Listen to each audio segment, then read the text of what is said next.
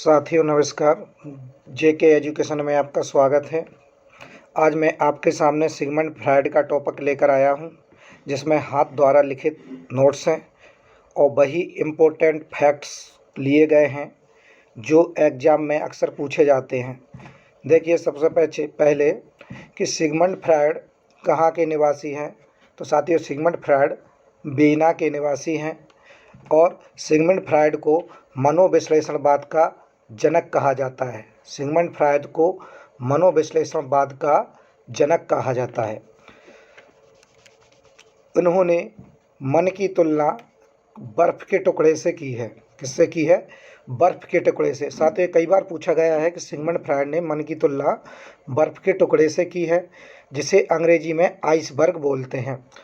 ये आइसबर्ग कभी कभी एग्जामिनर ऑप्शन में ऐसे हिंदी में लिख के दे देता है, विद्यार्थी कन्फ्यूजन हो जाते हैं। इसलिए सिगमंड फ्रायड ने मन की तुलना बर्फ़ के टुकड़े से की है, जिसको अंग्रेजी में आइसबर्ग बोलते हैं। कहीं कहीं आपको ऑप्शन आइसबर्ग देखने को मिल जाता है। इसके बाद आगे चलते हैं। सिगमंड फ्रायड के अनुसार, देखिए, सिगमंड फ्रायड के अनुसार जिस प्रकार बर्फ़ से उनने तुलना की है, तो बर्फ़ से क्या बताया है कि जिस प्रकार बर्फ़ का टुकड़ा पानी में डालने पर उसका 10 हिस्सा में से 1 हिस्सा ऊपर दिखाई देता है, तो उसी प्रकार अब ये देखिए 1/10, जिस प्रकार अपन बर्फ़ के टुकड़े को पानी में डालते तो उसका सिर्फ 1 हिस्सा दिखाई देता है, उसी प्रकार सिगमंड फ्रायड ने बताया है कि मनुष्य का मन का सिर्फ एक भाग चेतन मन होता है और फिर जो 9/10 भाग पानी के अंदर होता है बर्फ़ का, जो पानी के अंदर वाले भाग से सिगमंड फ्रायड ने अचेतन मन की तुलना की है। यानी व्यक्ति का केवल जो उसकी मेमोरी में याद होती हैं उसका के अगर 10 उसको 10 पार्ट मान लो, किसी एग्जाम्पल के थ्रू 10 बातें याद हैं, तो 10 में से अगर वह सोच के याद करे तो उसका केवल एक भाग चेतन मन में आ पाता है और 9 भाग नहीं आ पाते हैं। तो इसी प्रकार उन्होंने जो बर्फ़ का 9 हिस्सा पानी के अंदर होते हैं, यानी दमित इच्छाएं होती हैं, तो उसकी तुलना सिगमंड फ्रायड ने पानी के अंदर वाले हिस्से से अचेतन मन की है। और जो बर्फ़ का टुकड़ा फिर बताया है कि जल की सतह को स्पर्श करता है, यानी ना तो अंदर होता है ना तो बाहर होता है, तो उस बर्फ़ के उस हिस्से की तुलना सिगमंड फ्रायड ने अर्धचेतन मन से की है। यानी जो तो ना तो चेतन में होता है ना तो अचेतन में होता है, दोनों के बीच में होता है, तो उसकी तुलना उन्होंने अर्धचेतन मन से की है। आगे चलते हैं।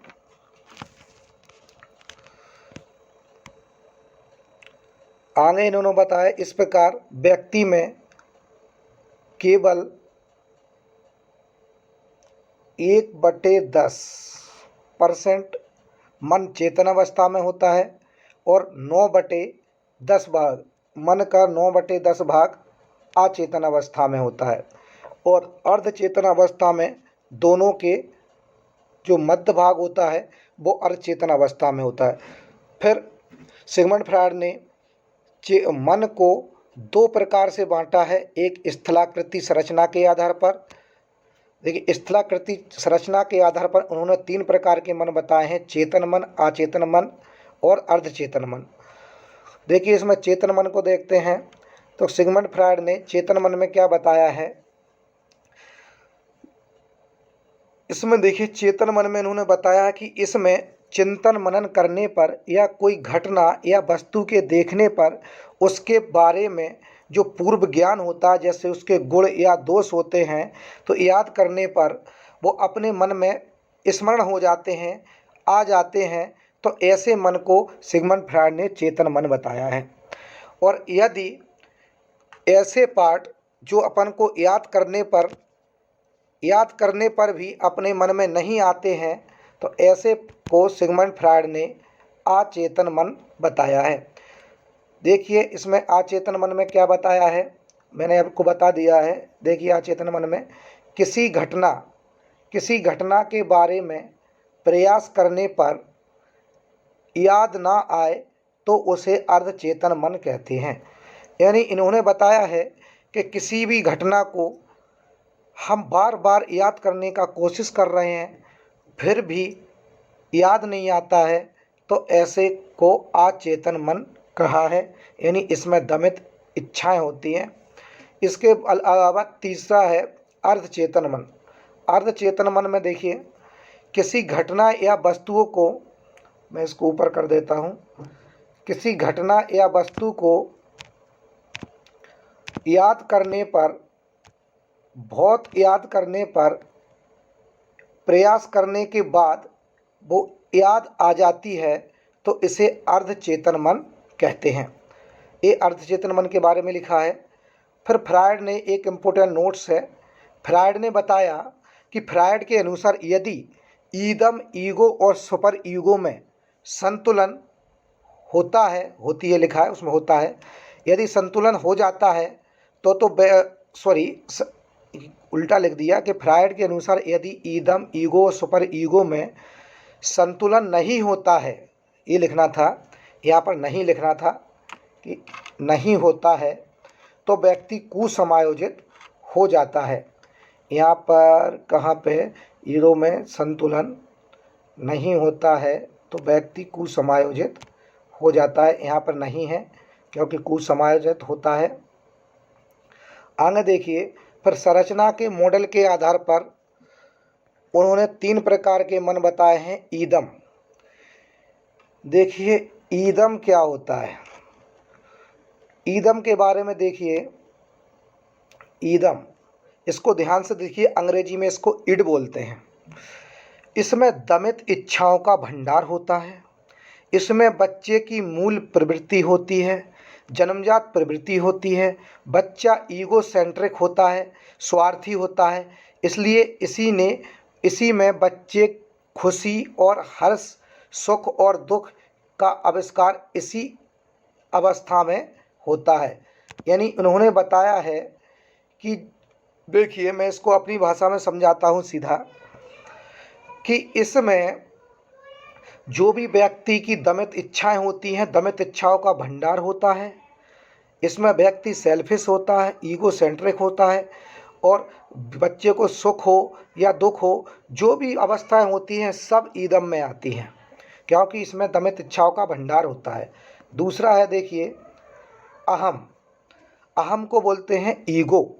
ये इसकी तुलना अर्धचेतन मन से करते हैं। ईगो का इम्पोर्टेंट फैक्ट है, यही पूछा जाता है कि यह वास्तविकता से परिचय कराता है। इसका इम्पोर्टेंट बात यह है कि यह वास्तविकता से परिचय कराता है। इसका मैं एग्जाम्पल में आगे बताऊंगा किस प्रकार कराता है। यह वास्तविकता से परिचय कराता है, और इसकी मोस्ट बात ये भी है कि यह ईदम और सुपर ईगो के बीच सेतु का काम करता है। यह सेतु का काम करता है। ये दोनों क्वेश्चन बहुत पूछे जाते हैं कि व्यक्ति में वास्तविकता का परिचय कौन करवाता है, तो इसमें अहम लगाएंगे, और ईदम और सुपर ईगो यानी अहम और पर अहम के बीच सेतु का कार्य कौन करता है, तो आप लगाएंगे अपना अहम, यानी अंग्रेजी में बोलते हैं इसको ईगो। उसके बाद पर अहम है। पर अहम में देखिए, पर अहम में देखिए, मैं ऊपर कर लेता हूँ। हाँ, पर अहम में देखिए, इसमें क्या होता है कि यह नैतिकता से संबंधित होता है, यानी इसमें बच्चा पूरे चेतन मन में होता है, यानी क्या करना है क्या नहीं करना है उसके पूरा चेतन मन में होता है। यानी यह आदर्शवादी बोलते हैं, इसलिए इसको आदर्शवादी बोलते हैं। और नैतिकता पाई जाती है इसमें बच्चे में, जो वास्तविकता में, जिसका वास्तविकता से कोई संबंध नहीं होता है, कि जो वास्तविकता है वही हो, यानी इसमें बच्चा अपने हिसाब से करता है, यह अपने अंतः मन से फैसला देता है, इसलिए इसको आदर्शवादी और सपरिहो कहा जाता है। आगे चलते हैं। नोट देखिए, इसको मैं एक एग्जाम्पल के थ्रू आपको समझाता हूँ। अच्छा एग्जाम्पल है, आप कभी नहीं भूलेंगे। एक कहानी सुनाता हूँ कि ईदम, अहम और परअहम तीनों को समझाता हूँ। एक कहानी को आप देखिए ठीक से। एक बच्चे को भूख लगी है, उसकी जेब में पैसे नहीं हैं। एक बच्चे को भूख लगी है, उसकी जेब में पैसे नहीं हैं। उसके मन में विचार आया कि दुकान से समोसा चुरा कर खा लेता हूँ। तो उसके मन में विचार आया कि समोसा चुरा कर खा लेता हूँ, तो ये है ईदम, यानी उसके मन में विचार आया। ये इसमें कोई आदर्श नहीं होता है, कुछ नहीं होता है इसमें, यानी मना स्थिति होती है, तो ये होता है ईदम। अब थोड़ी देर बाद उसके मन में विचार आता है कि अगर चोरी करते पकड़ा गया तो पिटाई होगी। अब चोरी करते पकड़ा गया तो उसकी पिटाई होगी। तो ये क्या है, ये उसकी वास्तविकता से परिचय करा रहा है। ये है ईगो, कि अगर चोरी करते पकड़े गए तो पिटाई होगी। तो ईगो को अपन क्या बोलते हैं, इसकी अर्धचेतन मन की अवस्था होती है। अगला है, तो फिर कुछ देर बाद इसी कहानी में है, कुछ देर बाद उसमें ध्यान आया उसके मन में कि चोरी करना बुरी बात है। चोरी करना बुरी बात है, तो वो है सुपर ईगो, क्योंकि वो नैतिकता की बातें करने लगा, आदर्शवादी बातें करने लगा। तो साथियों, एक बच्चे को भूख लगी है, कहानी अच्छी है। एक बच्चे को भूख लगी है, उसकी जेब में पैसे नहीं हैं, वो सोचता है कि क्या करें, भूख लग रही है। तो वो समोसे को चुराने का उसके मन में विचार आया, तो उसके वह ईदम। और फिर उसके मन में विचार आता है कि अगर समोसे चुराते पकड़ा गया तो मेरी पिटाई होगी। तो ये वास्तविकता से परिचय करा रहा है, तो ये है अहम। और उसके बाद विचार आया कि अगर चोरी करना तो बुरी बात है, तो ये है सुपर ईगो, यानी आदर्शवादी। इसके बाद सिगमंड फ्रायड ने दो प्रकार की मूल प्रवृत्तियाँ बताई हैं, जबकि मैकक्यूडल साहब ने 14 प्रकार की मूल प्रवृत्तियाँ बताई हैं। मूल प्रवृत्तियाँ क्या होती हैं? मूल प्रवृत्तियाँ वे होती हैं जो बच्चे में जन्मजात होती हैं, यानी जो माँ के पेट से लेकर आता है। अब जो सिगमंड फ्रायड ने 14 प्रकार की मैकक्यूडल साहब ने 14 प्रकार की मूल प्रवृत्तियाँ बताई हैं, जबकि सिगमंड फ्रायड ने केवल 2 प्रकार की मूल प्रवृत्तियाँ बताई हैं। 2 प्रकार की मूल प्रवृत्तियाँ कौन सी होती हैं? देखिए, पहली मूल प्रवृत्ति बताई है उनने जीजी बिसा को बोलते हैं जन्म मूल प्रवृत्ति, और ऐसा या बोलते हैं इसको सकारात्मक मूल प्रवृत्ति। और दूसरी है मुमूर्षा, या बोलते हैं इसको मृत्यु मूल प्रवृत्ति या नकारात्मक मूल प्रवृत्ति। अब इसमें क्या है, जीजी बिसा देखिए, इसका मतलब ये होता है कि इसमें व्यक्ति जीवन जीने के लिए सकारात्मक, इसमें मेन पॉइंट याद रखना है, सकारात्मक कार्य करता है और जीवन जुटाने के लिए वस्तुओं का संग्रह करता है, यानी अच्छे काम करता है, जीवन जीने की इच्छा रखता है। तो इसको बोलते हैं जीजीविषा, जैसे पढ़ाई करना, बुद्धि आदि। इसके अलावा उन्होंने दूसरी बताई है मुमूर्षा, यानी इसको हमने बताया था मृत्यु मूल पूर्वक। इसके अनुसार सिगमंड फ्रायड का मानना है कि जिसका जन्म हुआ है तो उसकी मृत्यु निश्चित है। तो यह एक नकारात्मक व्यवहार प्रदर्शित करता है, जैसे धूम्रपान करना, मूर्खता दिखाना। इसका मतलब ऐसे है जैसे कि कोई व्यक्ति सोचता है कि जन्म लिया है तो मरना निश्चित है, इसलिए जो कुछ करना है तो कर लो, यानी मुमूर्षा में नकारात्मक विचार आते हैं। इस प्रकार सिगमंड फ्रायड ने 2 प्रकार की मूल प्रवृत्तियाँ बताई हैं।